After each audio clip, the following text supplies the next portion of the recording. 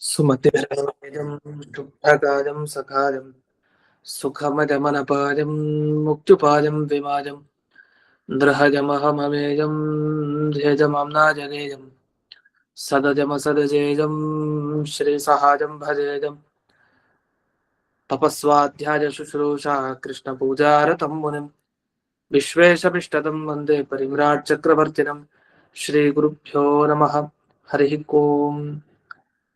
शिरः पत्ते नित्या गणितगुणमाणिक्यविशदप्रभाजालोल्लासोपहत सकलावद्यतमसे जगज्जन्मस्थेम प्रलयरचनाशीलवपुषे नमो शेषां नाजस्मृतिहृदयदीप्ताय हरगे येन प्रादुरभाविभूमिवदये विस्तारिगो सन्ततेः प्राबोधिश्रुतिपङ्कजं कर्णया प्रकाशितत्वं परं ध्वान्तं ध्वंसमनादिसाधुनिकरश्चाकारि सन्मार्गकः तेन व्यासदिवाकरेण सततं मात्याजिमेवानसं व्याप्तिर्यस्य निजे निजेन महसा पक्षे सपक्षे स्थितिः व्यावृत्तिश्च विपक्षतोऽथ विषये शक्तिर्न वैबाधिते नैवास्ति प्रतिपक्षयुक्तिरतुलं शुद्धं प्रमाणं समे पूजातत्त्वविनिर्णयाय भगवान् आनन्दतीर्थो मुनिः भवति यदनुभावात्येडमूकोऽपि भाग्मे जडमतिरपि जन्तुर्जायते प्राज्ञमूढिः सकलवचनचेतो देवता भारती सा मम वचसि निधत्तां सन्निधिं मानसे च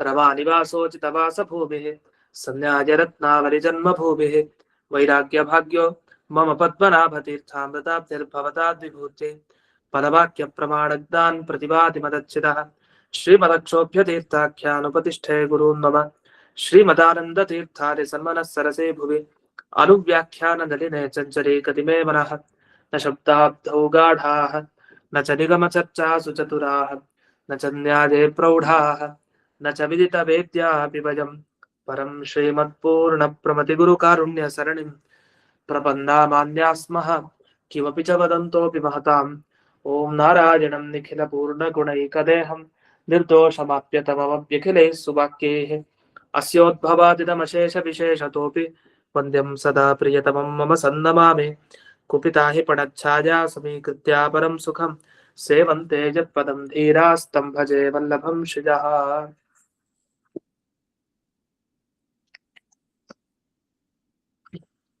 ಇದುವರೆಗೆ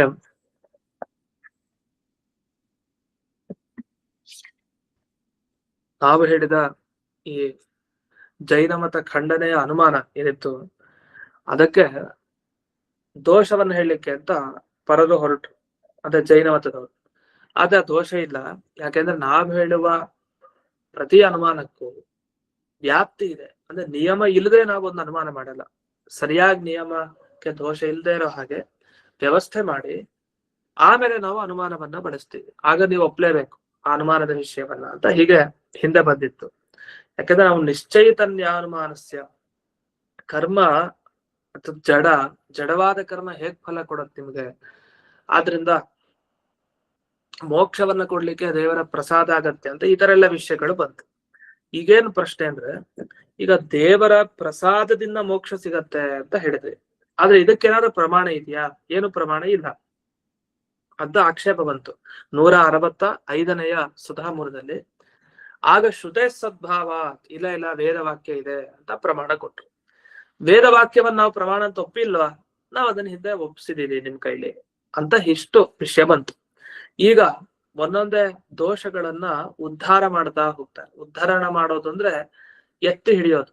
ಇದಿಲ್ಲ ಅಂದ್ರೆ ಹೇಗ್ ಮುಳ್ಳು ಚುಚ್ಚಿದ್ರೆ ಚುಚ್ಚಿರೋ ಮುಳ್ಳನ್ನ ಉದ್ಧಾರ ಮಾಡೋದಂದ್ರೆ ತೆಗೆದು ಹಾಕೋದು ಆ ಕಡೆ. ಆತರ ಉದ್ಧಾರಣವನ್ನ ಈಗ ಆ ಎಲ್ಲಾ ಆಭಾಸಗಳು ಏನೇನು ಅವರು ದೋಷ ಅಂತ ಅನ್ಕೊಂಡಿದಾರೋ ಅದೆಲ್ಲ ಆಭಾಸ ಅಷ್ಟೇ, ವಾಸ್ತವ ಅಲ್ಲ ಅಂತ ಹೇಳಿ ಒಂದೊಂದೇ ತೆಗೀತ ದೋಷಗಳನ್ನ ಈ ವಿಷಯದಲ್ಲಿ ಅಂದ್ರೆ ಮೋಕ್ಷ ಸಿಗಬೇಕು ಅಂದ್ರೆ ದೇವರ ಅಪರೋಕ್ಷ ಜ್ಞಾನ ಅಷ್ಟೇ ಅಲ್ಲ, ಹೊರತು ಅದಕ್ಕಿಂತ ಮುಂದೆ ಭಗವಂತನ ಪ್ರಸಾದ ಅನುಗ್ರಹ ಮುಖ್ಯ ಅನ್ನೋ ವಿಷಯದಲ್ಲಿ ಅನುಮಾನ ಪ್ರಮಾಣವೂ ಇದೆ ಅಂತ ತಿಳಿಸ್ತಾರೆ. ಈಗ ಅನುವ್ಯಾಖ್ಯಾನ ಶ್ಲೋಕ ಪ್ರಾರಂಭ ಆಗಿದೆ. ಶಕ್ತಸ್ಯಾನ್ಯಸ್ಯ ವಿಜ್ಞಾನಂ ತತ್ಪ್ರೀತಿಜನಕಂ ಯದಿ ತಯೈವ ಬಂಧಹಾನಿ ಸ್ಯಾದ್ ಇತಿ ಕಿಮ್ನಾವದೂಷಣಂ ಅಂತ. ಶಕ್ತಸ್ಯ ಅನ್ಯಸ್ಯ ವಿಜ್ಞಾನಂ ಅಂದ್ರೆ ಶಕ್ತ ಅಂದ್ರೆ ಭಗವಂತ ಎಲ್ಲಾ ಕೆಲಸವನ್ನ ಮಾಡೋದ್ರಲ್ಲಿ ಶಕ್ತಿಯನ್ನ ಹೊಂದಿದ್ದಾನೆ, ಅವನಿಗೆ ಶಕ್ತ ಅಂತ ಕರೀತಾರೆ. ಇವನು ಸಮರ್ಥ, ಇವನ್ ಎಲ್ಲಾ ವಿಷಯದಲ್ಲೂ ಶಕ್ತ ಅಂದ್ರೆ ಶಕ್ತಿ ಇರೋನು, ಮಾಡ್ಲಿಕ್ಕೆ ಸಾಮರ್ಥ್ಯ ಇದೆ. ದೇವರ ಬಗ್ಗೆ ನಮ್ಗೇನ್ ಜ್ಞಾನ ಇರ್ಬೇಕು ಅಂದ್ರೆ ಇವನಲ್ಲಿ ಎಲ್ಲಾ ಗುಣಗಳು ಇದೆ, ಸದ್ಗುಣಗಳು, ಅದು ಉತ್ಕರ್ಷವಾಗಿದೆ, ಅಂದ್ರೆ ಪರಿಪೂರ್ಣವಾಗಿದೆ ಭಗವಂತನಲ್ಲಿ. ಈ ಜ್ಞಾನ ಯಾವ ಭಕ್ತನಿಗಿರುತ್ತೋ ಅವನ ಮೇಲೆ ದೇವರಿಗೆ ಪ್ರೀತಿ. ಹಾಗಾದ್ರೆ ದೇವರ ಪ್ರೀತಿ ಸಂಪಾದನೆ ಆಗ್ಬೇಕು ಅಂದ್ರೆ ಮೊದಲು ನೀವು ದೇವರ ಬಗ್ಗೆ ಹೀಗ್ ತಿಳ್ಕೊಳ್ಬೇಕಂತ, ಏನಂತ, ಸಕಲ ಸದ್ಗುಣಗಳಿಂದ ಭಗವಂತ ತುಂಬಿದಾನೆ ಅಂತ ತಿಳಿಬೇಕು. ಅಂದ್ರೆ ಸಕಲ ಸದ್ಗುಣ ಪರಿಪೂರ್ಣ ಅಂತ. ಈ ಜ್ಞಾನ ಯಾವಾಗಲೂ ನಮ್ಮಲ್ಲಿದ್ರೆ ದೇವರಿಗೆ ನಮ್ಮ ಮೇಲೆ ಪ್ರೀತಿ ಉಂಟಾಗತ್ತೆ, ಅವನ ಪ್ರೀತಿಗೆ ಅದು ಕಾರಣ ಆಗತ್ತೆ. ಯಾವಾಗ ಅವನಿಗೆ ಸಂತೋಷ ಆಗತ್ತೆ, ಪ್ರೀತಿ ಉಂಟಾಯ್ತು, ಆಗ್ಲೇ ನಮ್ಗೆ ಬಂಧ ಹಾನಿಸ್ಯ, ನಮ್ಮ ಬಂಧ ಸಂಸಾರ ಬಂಧ ಕಳಚತ್ತೆ. ಅಂದ್ರೆ ಇದಕ್ಕೇನ್ ದೋಷ ಕೊಡ್ತೀರಿ? ಅದಕ್ಕೆ ಇಲ್ಲ ಇದಕ್ಕೆ ಏನಾದ್ರೂ ಒಂದು ಪ್ರಮಾಣ ಇದೆಯಾ ನೀವ್ ಹೇಳೋದಕ್ಕೆ? ಏನೂ ಪ್ರಮಾಣ ಇಲ್ಲ ಈ ತರದ ನಿಯಮಕ್ಕೆ. ಯಾಕೆ? ಯಾರ ಬಗ್ಗೆ ಚೆನ್ನಾಗಿ ಉತ್ತಮತ್ವ ಜ್ಞಾನ ಇದೆಯೋ ಅವನಿಗೆ ಅವನ ಜ್ಞಾನ ಬಂದಾಗ ಮೋಕ್ಷ ಸಿಗತ್ತೆ, ಅವ್ನು ಮೋಕ್ಷ ಕೊಡ್ತಾನೆ ಅಂತ ಹೇಳಿದೆ. ಅಂದ್ರೆ ಇದ್ ನೋಡಿ, ಲೌಕಿಕವಾಗೂ ವಸ್ತುತಃ ಸಿದ್ಧ.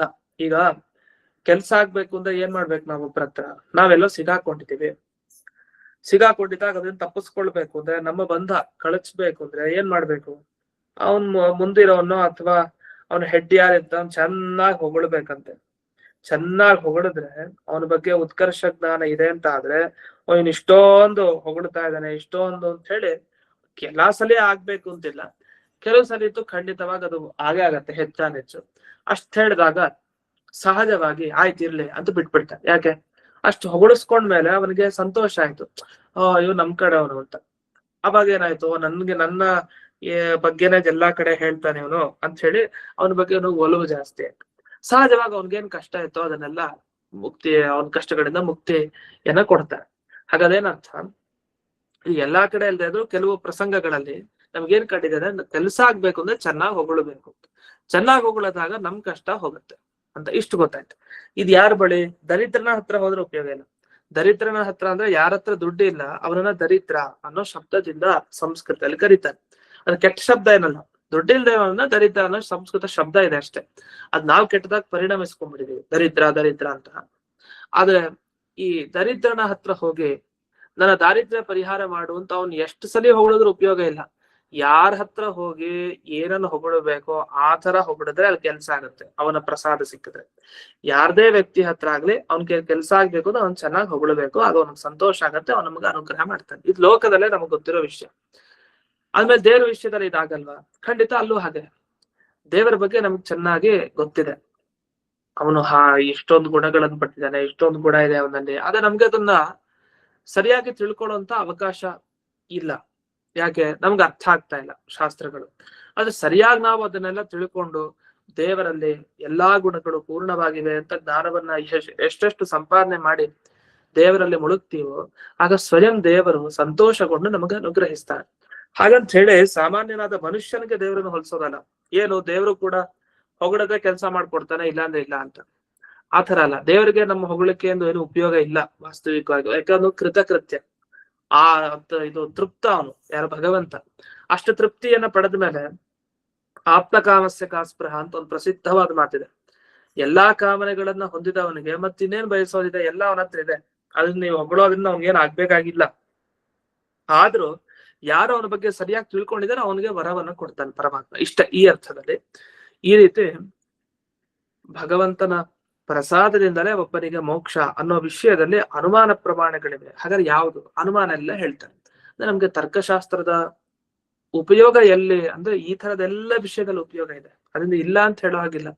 ನಮ್ಗೆ ಏನಾಗ್ಬಿಡುತ್ತೆ ಅಂದ್ರೆ ತರ್ಕಶಾಸ್ತ್ರ ಅಧ್ಯಯನ ಮಾಡಿ ಮಾಡಿ ಯಾರು ಶುರು ಮಾಡ್ತಾರಲ್ಲ ಅವ್ರು ಓದಿ ಮೊದಲು ಅನ್ಸಲ್ಲ, ಮೊದಲು ಅದನ್ನ ಅರ್ಥ ಮಾಡ್ಕೊಳ್ಳೋದಲ್ಲೇ ಒದ್ದಾಡ್ತಾ ಇರ್ತಾರೆ.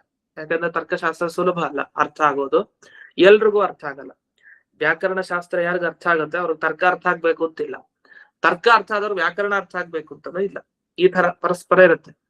ಆದ್ರೆ ವ್ಯಾಕರಣ, ತರ್ಕ, ವೇದಾಂತ ಎಲ್ಲಾ ಮೇಳವಿಸಿಕೊಂಡು ಸರಿಯಾಗಿ ಒಂದು ಹಿಡಿತಾ ಬರ್ಬೇಕು ಅಂದ್ರೆ ತುಂಬಾ ಕಷ್ಟ. ಅಂತೂ ಆಯಾಯ ಶಾಸ್ತ್ರಕಾರರು ಏನಿದ್ದಾರೆ ಅವ್ರು ಮಾಡಿದ ರಚನೆ, ಶಾಸ್ತ್ರ ರಚನೆ ಬೇರೆ ಬೇರೆ ಕ್ರಮದಲ್ಲಿ. ಅದನ್ನ ಹಾಗೆ ಓದ್ಕೊಂಡು ಹೋದಾಗ ಕೊನೆಗೆ ಅನ್ಸತ್ತೆ, ಬರೀ ತರ್ಕಶಾಸ್ತ್ರ ಓದೋರ್ಗೆ ಹೇಳ್ತಾ ಇರೋದು. ಆಗ ಓದ್ತಾ ಏನಾಗ್ಬಿಡುತ್ತೆ, ಇದರಿಂದ ಏನು ಉಪಯೋಗ ಅನ್ಸ್ಲಿಕ್ಕೆ ಶುರು ಆಗ್ಬಿಡುತ್ತೆ ತರ್ಕದಿಂದ. ಆದ್ರೆ ವಸ್ತುತಃ ಅನ್ಸೋ ಹಾಗಿಲ್ಲ, ಅದ್ ಅನ್ಸಿದ್ರೆ ತಪ್ಪು. ಯಾಕೆ? ಈ ತರ್ಕಶಾಸ್ತ್ರದ ಉಪಯೋಗ ಎಷ್ಟು ವೇದಾಂತದಲ್ಲಿ ಇದೆ ಅಂದ್ರೆ ಅದನ್ನ ಊಹಿಸ್ಲಿಕ್ಕೂ ಸಾಧ್ಯ ಇಲ್ಲ, ಅಷ್ಟು ಉಪಯೋಗ ಇದೆ. ಅದನ್ನ ಎಲ್ಲಿ ನೋಡ್ಬೇಕು ನಾವು? ಸುಧಾ ಗ್ರಂಥದಲ್ಲಿ ನೋಡ್ಬೇಕು, ವ್ಯಾಸರಾಜರ ಗ್ರಂಥದಲ್ಲಿ ನೋಡ್ಬೇಕು. ಇಲ್ಲ ಅಂದ್ರೆ ನಮ್ಗೆ ಅದರ ಉಪಯೋಗ ಇಲ್ಲ ಅಂತಾನೆ ಅನ್ಸುತ್ತೆ ಸಹಜವಾಗಿ. ಯಾಕಂದ್ರೆ ನಮಗ್ ಬರೀ ಆ ತರ್ಕ ಗ್ರಂಥಗಳನ್ನ ಓದಿ ಆ ವಿಷಯಗಳು ಚೆನ್ನಾಗಿ ಗೊತ್ತಿರತ್ತೆ ಹೊರತು ಈ ವೇದಾಂತಕ್ಕೆ ಹೇಗಿದು ಸಂಬಂಧಪಟ್ಟಿದೆ ಅಂತ ಗೊತ್ತಿರಲ್ಲ. ಆದ್ರಿಂದಲೇ ಈ ಅನುಮಾನ ಯಾಕೆ, ಪಕ್ಷ, ಸಾಧ್ಯ, ಹೇತು, ದೃಷ್ಟಾಂತ, ಆ ಚಿಕ್ಕ ಗ್ರಂಥಗಳಿಂದಲೂ ಒಂದು ಅನುಮಾನ ಹೇಳ್ತಾನೆ ಇರ್ತೀವಿ. ನಾವು ಅನೇಕ ಸಲ ಕೇಳಿರ್ತೀವಿ, ಪರ್ವತಃ ವನ್ಯಮಾನ್ ಧೂಮಾತ್ ಮಹಾನಸವತ್ ಯೋ ಧೂಮಮಾನ್, ಇದೆಲ್ಲ ಯಾಕೆ ಹೇಳ್ತಾರೆ ಅಂತ. ಅದ್ರ ಉಪಯೋಗ ತುಂಬಾ ಇದೆ ಬೇರೆ ಕಡೆ. ಅದನ್ನ ಪದೇ ಜಯತೀರ್ಥರು ಈ ಅನುವ್ಯಾಖ್ಯಾನ ಗ್ರಂಥ ಬಂದಾಗ ಅಲ್ಲಲ್ಲಿ ಈ ರೀತಿ ಅನುಮಾನ ಅಂತ, ಆಚಾರ್ಯಗೆ ಅನುಮಾನ ತೀರ್ಥರು ಅಂತಾನೆ ಹೆಸರು ಮಧ್ವಾಚಾರ್ಯರಿಗೆ. ಯಾಕೆ ಅಷ್ಟೊಂದು ಅನುಮಾನ ಪ್ರಯೋಗ ಮಾಡಿ ತಾವು ವೇದವಾಕ್ಯಗಳ ಒಂದು ಸಮ್ಮತಿಯಿಂದ ಅನೇಕರನ್ನ ಅವರು ಸೋಲಿಸಿದ್ದಾರೆ ವಾದದಲ್ಲಿ. ಅದಕ್ಕೆ ತತ್ವ ನಿರ್ಣಯ ಮಾಡಿಕೊಟ್ಟಿದ್ದಾರೆ, ಹೀಗೆ ಅಂತ ಹೇಳಿದ್ದಾರೆ. ಅಂತ ಆಚಾರ್ಯರ ಸ್ವಯಂ ಅನುಮಾನ ಅಂತ ಹೇಳ್ತಾರೆ. ಅನುಮಾನ ಅಂತಂದ್ರೆ ಅದು ಸಂದೇಹ ಅನ್ನೋ ಅನುಮಾನ ಅಲ್ಲ, ಅದು ಇದು ಸಕಾರಣ, ಒಳ್ಳೆ ಕಾರಣ ಇರುವಂತದ್ದನ್ನ ಅನುಮಾನ ಅಂತ ಕರೀತಾರೆ. ರೀಸನಿಂಗ್ ಅಂತ ಹೇಳ್ತೀವಲ್ಲ, ಇನ್ನೊಂದು ಶಬ್ದದಿಂದ ಅದೇ. ಅಂದ್ರೆ ಸರಿಯಾಗಿ ಕಾರಣವನ್ನ ಕೊಡ್ಬೇಕು ಅನುಮಾನದಲ್ಲಿ, ಯಾವುದೇ ಒಂದು ದೋಷ ಇಲ್ಲದೆ ಇರೋ ತರಹ. ಇಂಥ ಅನುಮಾನ ತೀರ್ಥರು ಅನುಮಾನ ಇದೆಲ್ಲ ನೋಡಿದಾಗ, ವಿಶೇಷವಾಗಿ ಅನುವ್ಯಾಖ್ಯಾನ ಅಂತೂ ಯುಕ್ತಿಯಿಂದಲೇ ತುಂಬಿಸಿರೋದು, ಅನುಮಾನದಿಂದಲೇ ತುಂಬಿಸಿರೋದು ಜಾಸ್ತಿ ಇದೆ. ಅಂತ ಭಾಗಕ್ಕೆ ವಿವರಣೆ ತರ್ಕಶಾಸ್ತ್ರದಿಂದಲೇ ಕೊಡ್ಬೇಕು. ಅಂದ್ರೆ ಸತ್ತರ್ಕ ಆಗಿರ್ಬೇಕು, ಒಳ್ಳೆ ತರ್ಕ ಆಗಿರ್ಬೇಕು, ಅಲ್ಲಿ ದೋಷಗಳಿರ್ಬಾರ್ದಷ್ಟೇ. ಹಾಗಾಗಿ ಬಹಳ ಉಪಯೋಗ ತರ್ಕಶಾಸ್ತ್ರದ್ದು ಇಲ್ಲಿ ಕಾಣುತ್ತೆ. ಹಾಗಾಗಿ ನಮ್ಗೆ ತತ್ವ ನಿರ್ಣಯ ಆಗುತ್ತೆ. ಇಲ್ಲಾಂದ್ರೆ ನಮ್ಗೆ ಸರಿಯಾಗಿ ಯಾವ ವಿಷಯವನ್ನ ಹೇಗ್ ತಿಳ್ಕೊಳ್ಬೇಕು ಅಂತ ತರ್ಕಶಾಸ್ತ್ರ ಇಲ್ಲದೆ ಗೊತ್ತಾಗಲ್ಲ. ಅದನ್ನ ಈಗ ಒಂದೊಂದೇ ಬಿಡಿಸ್ತಾರೆ. ಏಷಾತು ಪ್ರಯೋಗ ಪ್ರಕ್ರಿಯಾ ಅಂತ ಹೇಳ್ತಾರೆ. ಇದ್ರ ಹಿಂದೆ ಅರ್ಥ ಮಾತ್ರ ವಿಧ ಮುಕ್ತಂ ಅಂತಿದೆ, ಅದರ ವಿವರಣೆಯನ್ನು ಮತ್ತೆ ಸ್ವಲ್ಪ ಮಾಡಿದ್ದೀನಿ, ಮುಂದಕ್ಕೂ ಮಾಡ್ತೀನಿ. ಪ್ರಕೃತ ಈ ಪ್ರಯೋಗಗಳು ಹೇಗೆ, ಅನುಮಾನ ಪ್ರಕ್ರಿಯೆ, ಈ ಒಂದೊಂದು ಅನುಮಾನವನ್ನು ಕೂಡ ನಾವ್ ಎಲ್ಲಾ ಕಡೆ ಎಲ್ಲೆಲ್ಲಿ ಜಯತೀರ್ಥರ ಅನುಮಾನಗಳು ಪ್ರಯೋಗ ಮಾಡಿದ್ದಾರೆ ಅದನ್ನೊಂದು ಲಿಸ್ಟ್ ಮಾಡಿದ್ರೆ ಅದೇ ಒಂದು ಎಷ್ಟೋ ಅನುಮಾನ ಆಗ್ಬಿಡುತ್ತೆ. ಅವಾಗ ನಾವ್ ಅದನ್ನ ಆ ಅಭ್ಯಾಸ ಮಾಡ್ಬೇಕು ಚೆನ್ನಾಗಿ. ಅಭ್ಯಾಸ ಮಾಡಿದಾಗ ಅದರ ಶೈಲಿ ಅರ್ಥ ಆಗತ್ತೆ ನಮ್ಗೆ, ಯಾವ ತರ ಅನುಮಾನ ಮಾಡ್ಬೇಕು ಅಂತ. ಮೊದಲನೇ ಅನುಮಾನ, ಸಂಸಾರ ಬಂಧ ಹಾನಿ ಸಮರ್ಥ ಪುರುಷಾಂತರ ಪ್ರೀತಿ ನಿಬಂಧನ ಬಂಧಹಾನಿತ್ವ ಪ್ರಸಾದಾಧೀನ ಭೃತ್ಯ ನಿಗಡ ಬಂಧ ಹಾನಿವತ್ ಯಶ್ಚಾಸೌ ಪುರುಷ ಸಯೇನ ಈಶ್ವರ ಅಂತ ಒಂದ್ ಅನುಮಾನ. ಈ ತರ ಇನ್ನೊಂದ್ ಎರಡಿದೆ. ಈ ಮೊದಲನೇ ಅನುಮಾನಕ್ಕೆ ಬಂದಿದೀವಿ ಅಷ್ಟೇ. ಈಗ ಒಬ್ಬ ಜೈಲಲ್ಲಿ ಸಿಗಾಕೊಂಡಿದ್ದಾನೆ, ಇವನಿಗೆ ಆ ಜೈಲಿಂದ ಬಿಡುಗಡೆ ಆಗ್ಬೇಕು ಅಂದ್ರೆ ಅದು ಹಿಂದಿನ ಕಾಲದಲ್ಲಿ ರಾಜಪ್ರಸಾದಾಧೀನ ಅಂದ್ರೆ ರಾಜಸೇವಕನ ಬಂಧನ ಆಗಿದೆ, ಅದನ್ನ ಬಿಡುಗಡೆಗೊಳಿಸ್ಬೇಕಾಗಿದೆ ರಾಜನ ಕರ್ತವ್ಯ. ಯಾಕಂದ್ರೆ ರಾಜನಿಂದ ಅವನು ಆ ಜೈಲಿಗೆ ಹೋಗಿ ಸಿಗಾಕೊಂಡಿರೋದು, ರಾಜಾಜ್ಞೆ ಆಯ್ತು, ಅವನನ್ನು ಸೀದಾ ಹೋಗಿ ಜೈಲಿಗೆ ಹಾಕಿದ್ರು. ಈಗ ಜೈಲಿನ ಬಿಡಿಸ್ಬೇಕು ಅಂದ್ರೆ ಯಾರು ಅನುಗ್ರಹ ಆಗ್ಬೇಕು? ರಾಜನ ಅನುಗ್ರಹನೇ ಆಗ್ಬೇಕು. ಯಾವಾಗ ರಾಜನ ಅನುಗ್ರಹ ಆಗ್ಲಿಕ್ಕೆ ಸಾಧ್ಯ? ರಾಜನಿಗೆ ಆ ಭೃತ್ಯನ ಮೇಲೆ, ಅಂದ್ರೆ ಜೈಲಲ್ಲಿ ಸಿಗಾಕೊಂಡಿರೋ ಭೃತ್ಯನ ಮೇಲೆ ಪ್ರೀತಿ ಉಂಟಾಗ್ಬೇಕು, ಸಂತೋಷ ಆಗ್ಬೇಕು. ಅವ್ನಿಗೆ ಇರ್ಲಿ ಪಾಪ ಇಷ್ಟ ಕಷ್ಟ ಪಡ್ತಾ ಇದ್ದಾನೆ, ಇವನು ಒಳ್ಳೇದಾಗ್ಲಿ ಅಂತ ಹೇಳಿ ಅವ್ನು ಮನಸ್ಸು ಮಾಡಿದ್ರೆ ರಾಜ, ಅಂದ್ರೆ ಅವನು ಪ್ರಸಾದ ಇಚ್ಛೆ ಮನಸ್ಸು ಮಾಡಿದ್ರೆ ಅಂತ ಹೇಳಿದ್ರೆ ಎಲ್ಲ ಒಂದೇ ಅರ್ಥ ಮಾಡಿದ್ರೆ, ಆಗ ಅವನ್ ಜೈಲಿನಿಂದ ಹೊರಗಡೆ ಬರ್ತಾನೆ. ಅಂದ್ರೆ ನಿಗಡ ಬಂಧನದಿಂದ ಮುಕ್ತಿ ಪಡಿತಾನೆ. ನಿಗಡ ಅಂದ್ರೆ ಏನರ್ಥ? ಜೈಲು. ನಿಗಡ ಬಂಧ ಅಂದ್ರೆ ಜೈಲಿನಲ್ಲಿ ಆದ ಬಂಧನ. ಅದರಿಂದ ಹಾನಿ ಆಗಬೇಕು ಅಂದ್ರೆ ಯಾರಿಗೆ? ರಾಜಭೃತ್ಯನಿಗೆ. ಆಗ ರಾಜನ ಪ್ರಸಾದ ಅತ್ಯಗತ್ಯ. ಇಷ್ಟು ಗೊತ್ತಿದೆ ವಿಷಯ ನಮಗೆ. ಅದೇ ತರ ಇಲ್ಲೂ ಒಂದು ಬಂಧ ಇದೆ. ಇಲ್ಲಿ ಜೈಲ್ ಯಾವುದು? ಸಂಸಾರ ಅದೊಂದು ನಿಗಡ. ಆ ಸಂಸಾರದ ಬಂಧನ ಹೊಂದಿರುವ ವ್ಯಕ್ತಿ ಇಲ್ಲೂ ಒಬ್ಬನ ಅಧೀನ. ಹೇಗಲ್ಲೇ ರಾಜನ ಸೇವಕನೋ, ಇಲ್ಲೂ ನಾವು ಒಬ್ಬರ ಸೇವಕರೇ. ಅದು ಭಗವಂತನ ಸೇವಕರು ನಾವು. ಸಮರ್ಥ ಪುರುಷ ಅಂದ್ರೆ ಅವನೇ, ಇನ್ಯಾರು ಅಲ್ಲ, ಬೇರೆಯವರಲ್ಲ. ಯಾಕೆ ಯಾರ್ಯಾರು ನಾವು ಸಮರ್ಥರು ಅಂತ ಆ ಕಡೆ ಈ ಕಡೆ ಜಗತ್ನಲ್ಲಿ ಕಾಣ್ತೀವಿ, ಎಲ್ರೂ ಅಸಮರ್ಥರೇ. ಎಲ್ರಿಗೂ ಏನೋ ಒಂದು ತೊಂದರೆ ಇದ್ದೇ ಇರುತ್ತೆ, ಕೊನೆಗೆ ಅವ್ರಿಗೂ ಈ ಹಾನಿ ಉಂಟಾಗ್ಲೇಬೇಕು, ಬಂದ ಹಾನಿ. ಆದ್ರಿಂದ ಯಾರು ಸಮರ್ಥರಲ್ಲ ಲೋಕದಲ್ಲಿರೋರು, ಯಾವುದೋ ಒಂದು ವಿಷಯದಲ್ಲಿ ಅಸಮರ್ಥರೇ. ಇಂಥ ಅಸಮರ್ಥರನ್ನ ಹಿಡಿದೇನೆ ಸಮರ್ಥನಾದ ಒಬ್ಬ ಮನುಷ್ಯನ ಪ್ರೀತಿ ಸಂಪಾದನೆ ಮಾಡೋದು ಮುಖ್ಯ. ಯಾಕೆ? ಅವನ ದಾಸರು ನಾವು, ಅವನ ಸೇವಕರು. ರಾಜನ ಅನುಗ್ರಹ ಇಲ್ದೇನೆ ಇವನು ಹೇಗೆ ಬಿಡುಗಡೆ ಹೊಂದಲಿಕ್ಕೆ ಸಾಧ್ಯ? ಒಬ್ಬ ಭೃತ್ಯ. ಅದೇ ತರಹ ಇದು ದೇವರ ಅನುಗ್ರಹ ಇಲ್ಲದೇನೆ ಒಬ್ಬ ಆ ದೇವರ ಭೃತ್ಯ ಸೇವಕನಾದ ಮನುಷ್ಯ ಈ ಸಂಸಾರದಿಂದ ಹೇಗ್ ಬಿಡುಗಡೆ ಹೊಂದಲಿಕ್ಕೆ ಸಾಧ್ಯ ಆಗೋದಿಲ್ಲ. ಯಶ್ಚಾಸೋ ಪುರುಷ ಸದೇವ ಈಶ್ವರ. ಆ ಸಮರ್ಥ ಪುರುಷ ಅಂದ್ರೆ ಯಾರು ಅಂತ ತಿಳ್ಕೊಂಡಿದ್ದೀರಿ? ಅವನೇ ಭಗವಂತ ಅಂತ ಹೇಳಿ, ಈ ಭಗವಂತನ ಪ್ರೀತಿಯೇ ನಮ್ಮ ಮೋಕ್ಷಕ್ಕೆ ಕಾರಣ ಅಂತ ಹೇಳಿ, ಈ ಭಗವಂತನ ಪ್ರಸಾದದಿಂದ ಮೋಕ್ಷ ಸಿಗತ್ತೆ ಅನ್ನೋ ಈ ಎರಡು ವಿಷಯಕ್ಕೆ ಲಿಂಕ್ ಕೊಟ್ರು ಈ ಅನುಮಾನದಲ್ಲಿ. ಈಗ ನೋಡಿ, ಪಕ್ಷ, ಸಾಧ್ಯ, ಹೇತು, ದೃಷ್ಟಾಂತ, ವ್ಯಾಪ್ತಿ ಅಂತ ಇಷ್ಟೆಲ್ಲ ಅಂಶ ಇರುತ್ತೆ ಒಂದು ಅನುಮಾನದಲ್ಲಿ. ಇದನ್ನ ನಾವು ಯಾವಾಗ್ಲೂ ಒಂದು ಅನುಮಾನದಲ್ಲಿ ಅನುಸಂಧಾನ ಮಾಡ್ಬೇಕು. ಪರ್ವತಃ ವನ್ಹಿಮಾನ್ ಧೂಮಾತ್ ಮಹಾನಸವತ್ ಯೋಯೋ ಧೂಮವಾನ್ ಅಸೋ ವಸೋ ವನ್ಹಿಮಾನ್ ಅಂತ ಹೇಳಿ ಈ ಪ್ರಕಾರವಾಗಿ ಈ ಅನುಮಾನ ಇದ್ದೀರಾ ಚೆನ್ನಾಗಿ ಓದಿ ಓದಿ ಓದಿ ಓದಿ ಅದನ್ನ ಈ ಕಡೆ ಅರ್ಥ ಮಾಡ್ಕೋಬೇಕು. ಇಲ್ಲಿ ನೋಡಿ, ಪಕ್ಷ ಅಂದ್ರೇನು? ಸಂಸಾರ ಬಂಧ ಹಾನಿ. ಇಲ್ಲಿ ಪ್ರತಿಜ್ಞೆ ಮಾಡ್ತಾರೆ ಏನಂತ? ಸಂಸಾರ ಬಂಧ ಹಾನಿ ಅಂದ್ರೆ ಸಂಸಾರದ ಬಂಧನದ ಹಾನಿ ಅಂದ್ರೆ ಹೋಗುವಿಕೆ ಯಾರ ಅಧೀನವಾಗಿದೆ? ಒಬ್ಬ ಸಮರ್ಥ ಪುರುಷನ ಪ್ರೀತಿಯ ಅಧೀನವಾಗಿದೆ. ಹಾಗಾದ್ರೆ ಏನ್ ಹೇಳಿಕ್ ಹೊರಟಿದ್ದಾರೆ ಅಂದ್ರೆ, ನೀವು ಸಂಸಾರದಿಂದ ಬಂಧನ ಹೋಗ್ಬೇಕಾ, ಒಬ್ಬನ ಅನುಗ್ರಹ ಆಗ್ಬೇಕು, ಈ ಸಾಧನೆ ಮಾಡ್ಲಿಕ್ಕೆ ಹೋಗ್ತಾ ಇದಾರೆ. ಯಾಕೆ ಹೀಗೆ? ಯಾರ ಅನುಗ್ರಹ ಇಲ್ಲದೆ ಹಾಗೆ ನಮ್ಮ ಬಂಧನ ಕಳ್ಸ್ಕೊಳ್ಲಿಕ್ಕೆ ಸಾಧ್ಯ ಇಲ್ವಾ? ಈಗ ಜೈಲಿಂದ ತಪ್ಪಿಸ್ಕೊಳಲ್ವಾ? ಹಾಗೆ ಏನ್ ರಾಜನ ಪ್ರಸಾದ ಆಗ್ಬೇಕಾ? ಅದಕ್ಕೆ ಬೇರೆಯವ್ರ ಪ್ರಸಾದ ಆದ್ರೆ ಸಾಕು, ಜೈಲಿಂದ ತಪ್ಪಿಸ್ಕೊಳ್ತಾರೆ ಅಂದ್ರೆ ಒಟ್ಟು ಯಾರ್ದೋ ಒಬ್ರು ಪ್ರಸಾದ ಆಗ್ಲೇಬೇಕಲ್ಲ. ಯಾರ ಪ್ರಸಾದ ಆಗದೆ ಇದ್ರು ಅವನೇನ್ ತಪ್ಪಿಸ್ಕೊಳ್ಲಿಕ್ಕೆ ಹಂಗೆ ಸ್ವಯಂ ಸಾಧ್ಯ ಇಲ್ಲ. ಅಂತೂ ಯಾರೋ ಒಬ್ರು ಅನುಕೂಲ ಮಾಡ್ಲೇಬೇಕಲ್ಲಿ. ಪ್ರಸಾದ ಅಂತೂ ಮುಖ್ಯ ಒಟ್ಟಾಗ್ತದೆ. ಅದರಲ್ಲೂ ದೊಡ್ಡ ಬಂಧನ ಚಿಕ್ಕ ಬಂಧನ. ಚಿಕ್ಕ ಜೈಲಿಂದ ತಪ್ಪಿಸ್ಕೊಳ್ಬೇಕು ಅಂದ್ರೆ ಅಲ್ಲೆಲ್ಲ ಆಗಬಹುದು. ದೊಡ್ಡ ದೊಡ್ಡ ಜೈಲಲ್ಲಿ ಸಿಗಾಕೊಂಡು ದೊಡ್ಡವರ ಅನುಗ್ರಹನೇ ಆಗ್ಬೇಕಲ್ಲಿ, ರಾಜಂತರ ಇರೋರು. ಅಂತೂ ಒಬ್ಬನ ಅನುಗ್ರಹ ಇಲ್ಲದೆ ಇವನನ್ನ ಇವತ್ ಬಿಡುಗಡೆಗೊಳಿಸ್ತೀನಿ, ಇವನನ್ನ ಹೇಗಾದ್ರೂ ಬಚಾವ್ ಮಾಡ್ತೀನಿ ಅಂತ ಹೇಳಿ ಮನಸ್ ಸಂಕಲ್ಪ ಇಲ್ಲದೆ ಹೋದ್ರೆ ಅವ್ನು ಯಾವ ಜೈಲಿಂದ ತಪ್ಪಿಸ್ಕೊಳ್ಲಿಕ್ಕೆ ಸಾಧ್ಯ ಇಲ್ಲ. ಇದು ಲೋಕದಲ್ಲಿ ಉದಾಹರಣೆ ಸಿದ್ಧ. ಅದೇ ತರ ಇಲ್ಲೂ ಬಂಧಹಾನಿತ್ವ, ಯಾವುದು ಬಂಧದಿಂದ ಬಿಡುಗಡೆ ಅಂತ ಆಗಿದೆಯೋ ಅಲ್ಲೆಲ್ಲ ಒಬ್ಬ ಮನುಷ್ಯನ ಪ್ರೀತಿಯ ಅವಶ್ಯಕತೆ ಇದ್ದೇ ಇದೆ. ಇದು ವ್ಯಾಪ್ತಿ. ಹಾಗಾದ್ರೆ ಇದು ಸಂಸಾರ ಬಂಧನ, ಇದರ ಹಾನಿನೂ ಆಗಬೇಕು ಅಂದ್ರೆ ಇಲ್ಲೂ ಒಬ್ಬ ಮನುಷ್ಯನ ಪ್ರೀತಿಯ ಅವಶ್ಯಕತೆ ಇದೆ. ಅದು ಯಾರು ಅಂದ್ರೆ ಅದು ದೇವರು. ಆ ದೇವರ ಪ್ರೀತಿ ಬೇಕೇ ಬೇಕು. ಇದು ಒಂದು ಅನುಮಾನ. ಎರಡನೇ ಅನುಮಾನಕ್ಕೆ ಹೋಗೋಣ. ವಿಪ್ರತಿಪನ್ನಾ ಪ್ರೀತಿ ಗುಣೋತ್ಕರ್ಷಾದಿ ಜ್ಞಾನಜ ಅನಿಜ ಪ್ರೀತಿತ್ವಾದ್ ರಾಜಪ್ರೀತಿವತ್ ಅಂತ ಇದೆ. ಇದು ಎರಡನೇ ಅನುಮಾನ.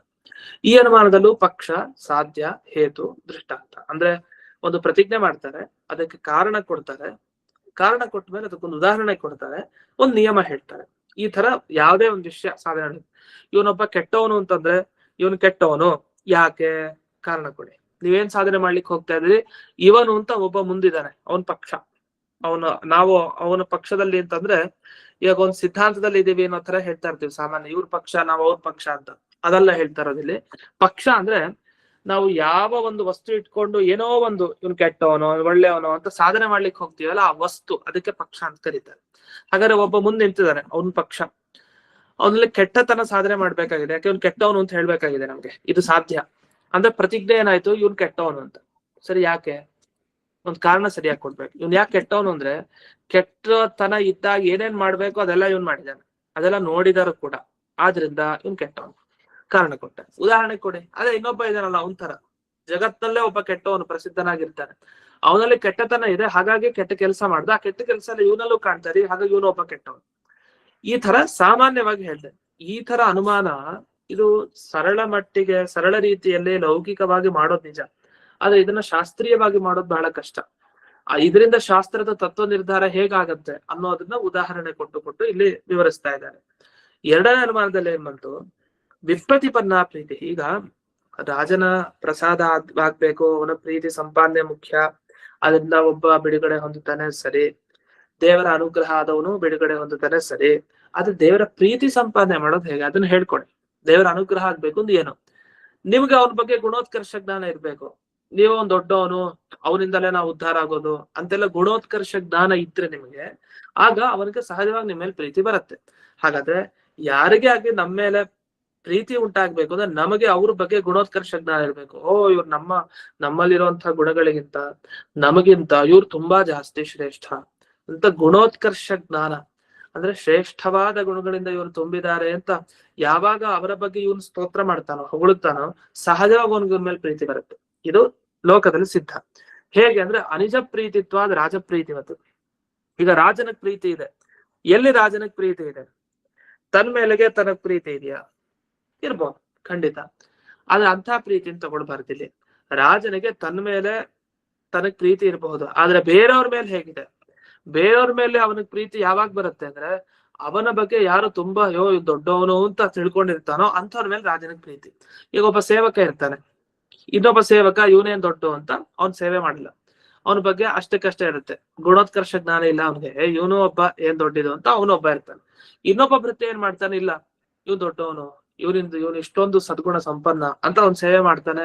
ಆಗ ಆ ರಾಜ ಏನ್ ಮಾಡ್ತಾನೆ, ಅವನ್ಗ ಅನುಕೂಲ ಮಾಡ್ಕೊಡ್ತಾನೆ, ಇವನ್ಗ ಅನುಕೂಲ ಮಾಡ್ಕೊಡಲ್ಲ. ಯಾಕೆ? ಇವನಿಗೆ ನನ್ನ ಬಗ್ಗೆ ಗುಣೋತ್ಕರ್ಷ ಜ್ಞಾನ ಇದೆ, ಅದನ್ನ ಇವನನ್ನ ಉದ್ಧಾರ ಮಾಡ್ತೀನಿ, ಅವನ್ಗ ಅದಿಲ್ಲ, ನಾ ಮಾಡಲ್ಲ ಅಂತ ಇದ್ ಬಿಡ್ತಾನೆ. ಏನಾಯ್ತು? ಯಾವುದೇ ಒಂದು ಪ್ರೀತಿ ಸಂಪಾದನೆ ಆಗ್ಬೇಕು ಅಂದ್ರೆ ಗುಣೋತ್ಕರ್ಷ ಜ್ಞಾನ ಇರ್ಬೇಕು. ಆದ್ರೆ ಬೈತಾ ಕೂತ್ರೆ, ದೋಷ ಜ್ಞಾನ ಇದ್ರೆ ಖಂಡಿತ ಅವ್ನು ಉದ್ಧಾರ ಮಾಡಲ್ಲ. ಅವ್ನು ಬರೀ ನನ್ನ ಬಗ್ಗೆ ಬೈತಾನೆ, ಬರೀ ಕೆಟ್ಟದ ಆಲೋಚನೆ ಮಾಡ್ತಾನೆ, ಇವನನ್ನ ಯಾಕೆ ಉದ್ಧಾರ ಮಾಡಲ್ಲ ಅಂತ ಬಿಟ್ಟು ಹೋಗ್ತಾನೆ. ಹಾಗಾದೇನಾಯ್ತು? ಸಾಮಾನ್ಯ ದೃಷ್ಟಿಯಲ್ಲಿ ಲೋಕದಲ್ಲಿ ಏನ್ ಕಂಡಿದೆ ಅಂದ್ರೆ, ವ್ಯಾಪ್ತಿ, ಯಾರಿಗೆ ಯಾರ ಬಗ್ಗೆ ಗುಣೋತ್ಕರ್ಷ ಜ್ಞಾನ ಇದೆ, ಯಾರನ್ನ ಚೆನ್ನಾಗಿ ಹೊಗಳುತ್ತಾರೆ, ಒಳ್ಳೆ ಜ್ಞಾನ ಇದೆ, ಅವ್ರು ಉದ್ಧಾರ ಮಾಡ್ತಾರೆ. ಯಾರ ಬಗ್ಗೆ ದೋಷ ಜ್ಞಾನ ಇದೆ, ಅವ್ನು ಕೆಟ್ಟವನು ಹಾಗೆ ಹೀಗೆ ಅಂತೆಲ್ಲ ಅಂತಾರೆ, ಅವ್ರ ಬಗ್ಗೆ ಅವ್ರು ಉಪಕಾರ ಮಾಡಲ್ಲ. ಇದು ದ್ವೇಷ. ಹಾಗಾದ್ರೆ ದೇವರ ಮೇಲೆ ದ್ವೇಷ ಮಾಡಿದವನಿಗೆ, ದೇವರ ಮೇಲೆ ದೋಷ ಬುದ್ಧಿ ಇರೋನಿಗೆ ಖಂಡಿತ ಉದ್ಧಾರ ಆಗಲ್ಲ. ಅದೇ ದೇವರ ಮೇಲೆ ಗುಣೋತ್ಕರ್ಷ ಬುದ್ಧಿ ಇದ್ರೆ, ಆಗ ಸ್ತೋತ್ರವನ್ನ ಆ ರೀತಿ ಮಾಡಿದ್ರೆ ಅವನು ಉದ್ಧಾರ ಆಗ್ತಾನೆ. ಇಷ್ಟು ವಿಷಯ.